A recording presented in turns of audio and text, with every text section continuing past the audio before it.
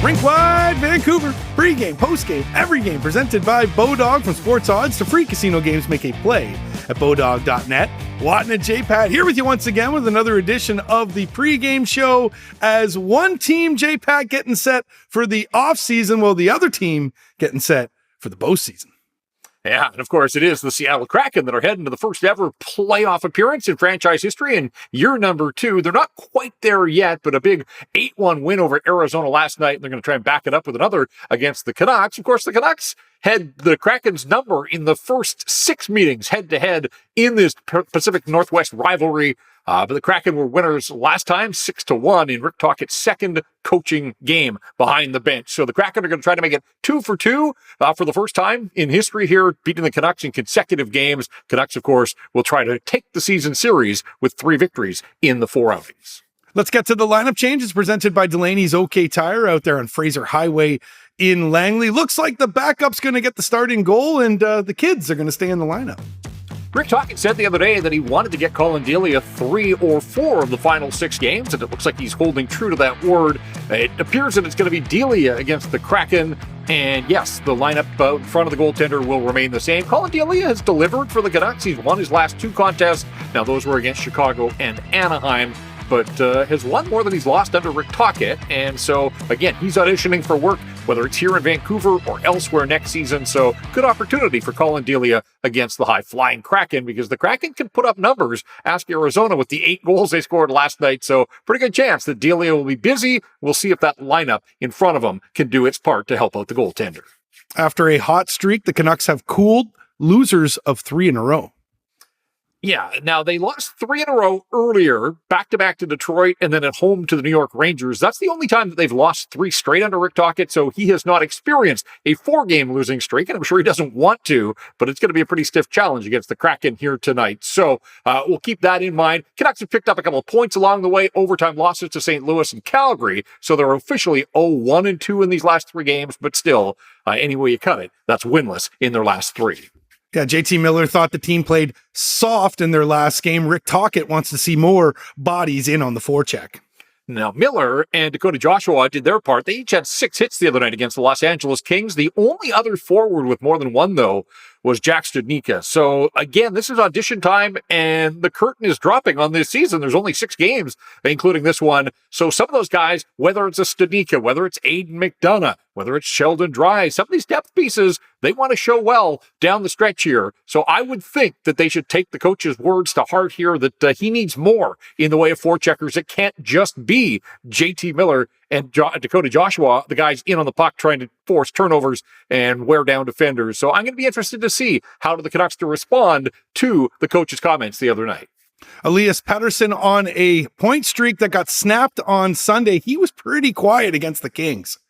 I would say that's about as quiet as we have seen Elias Pettersson in quite some time. Not only did the point streak end, he only had 1 shot on goal, and his line at even strength with Kuzmenko and Joshua held to just that single shot that Pettersson had, and it came late in the first period. So just wasn't a whole lot happening for Elias Pettersson. That hasn't been the case. Again, when you get on a 14-game point streak, you know that you're dialed in and you're contributing almost every night out. So, yeah, we'll see how Elias Pettersson bounces back. He hasn't had to bounce back very often. I would expect a more inspired effort from number 40 tonight. And don't look now, the Canucks PK is sliding back towards 70%. Don't say it, but yes, resting on its laurels, the crowning achievement of getting over that 70% hurdle a couple of games ago. They've given up the power play goal against in 3 straight. The Blues got them, the Flames, and then the other night, the Los Angeles Kings got what turned out to be the game winner early in the second period, the 2-1 goal that stood up as the winner, all of those coming on the power play. So the Canucks penalty kill is at 70.8% for the season. It's still above that 70% bar, and it's been better under Rick Tocchet, but I'm not sure that it's been as good as some people think it's been since the coaching change. We've kind of been blinded by all of those shorthanded goals the Canucks have scored, but since Tocchet took over, the penalty kill is 77.4%, which puts it 22nd out of 32 teams in the league. So there's still plenty of room for improvement in that area. Let's take a look at the Kraken now, who are coming off a big W over the Desert Dogs, where a whole bunch of people found themselves on the score sheet. Yeah, crazy scheduling that the Kraken in Arizona hadn't played all season, And now they're going to play 3 times in a week span. And in fact, get this, Seattle dusts Arizona 8-1 last night. And then at the end of the game, they could have told the Coyotes, hey, sit tight. We'll be back. We have to go to Vancouver for a game tonight. But then they meet again on Thursday in Seattle again. So the Coyotes hanging around the Emerald City while the Kraken come on this quick business trip north of the border. But yeah, they were all over Arizona last night. Again, this is a Seattle team that can smell the playoffs. They're not quite there, but every point that they gain is a step closer. So they're going to be desperate. They'll be determined, and they want to creep closer to that first ever playoff appearance by putting 2 more points in the bag against the Vancouver Canucks tonight. When you think of Seattle's leading scorers, perhaps Jordan Eberle, Matty Beniers, Jared McCann probably stand out. However, it's a defenseman that leads the team in scoring.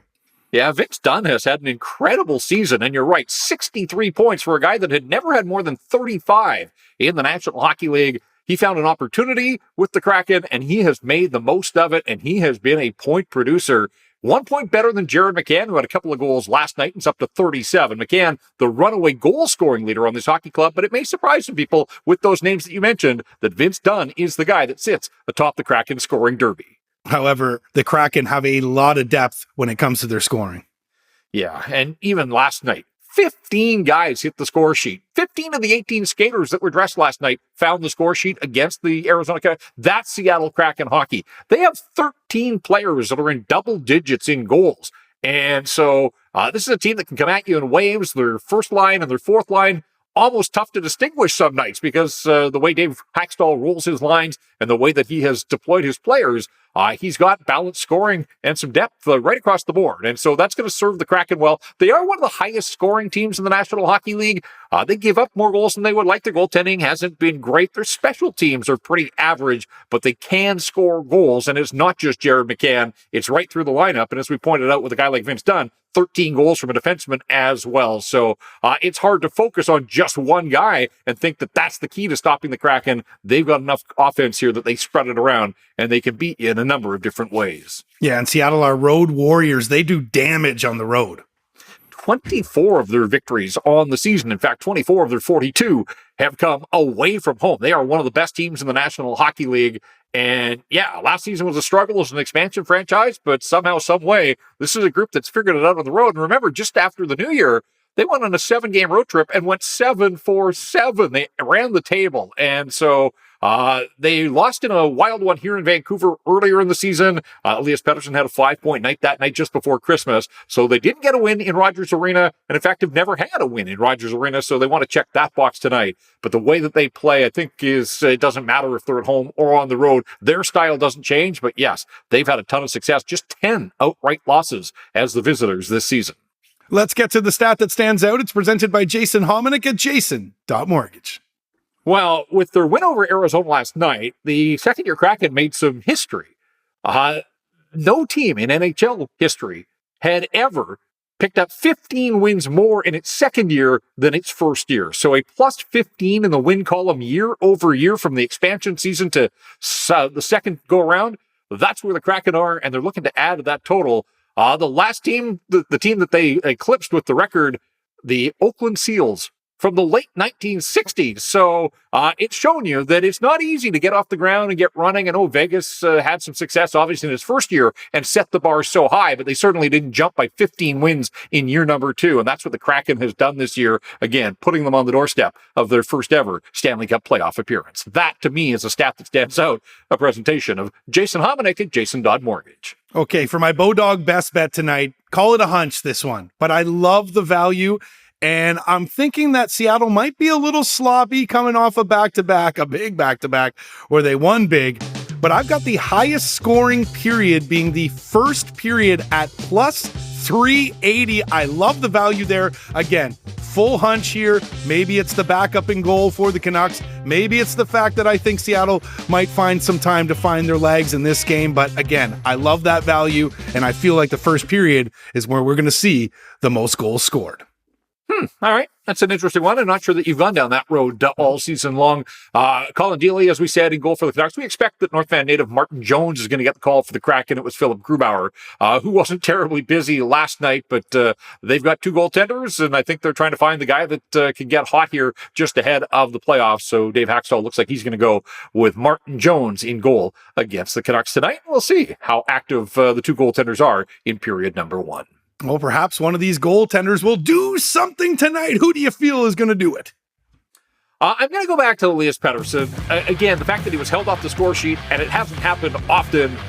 He's a motivated guy. His quest for 100 points is still very much there within his grasp. He's sitting at 96. Didn't add to it, obviously, the other night against the Kings. So 6 games to go. He needs 4 points to get to that century mark. He had success against the Kraken earlier this season at home in that game just before Christmas. I look at Elias Pettersson, and when he's going, the Vancouver Canucks generally are going as well. And I think he'll take to heart the fact that he was held off the score sheet the other night by the Los Angeles Kings. He wants to get back on the horse tonight. So EP40, yeah, he's the guy that I'm looking to do something for the Canucks tonight. All right, well, the Canucks will try to get themselves a W and snap that 3-game losing streak against a rival in the Seattle Kraken. This has been another edition of the Rink Wide Vancouver podcast presented by Bodog. For Jeff Patterson, I'm Andrew Wadden. Remember, Rink Wide is the show that always scores.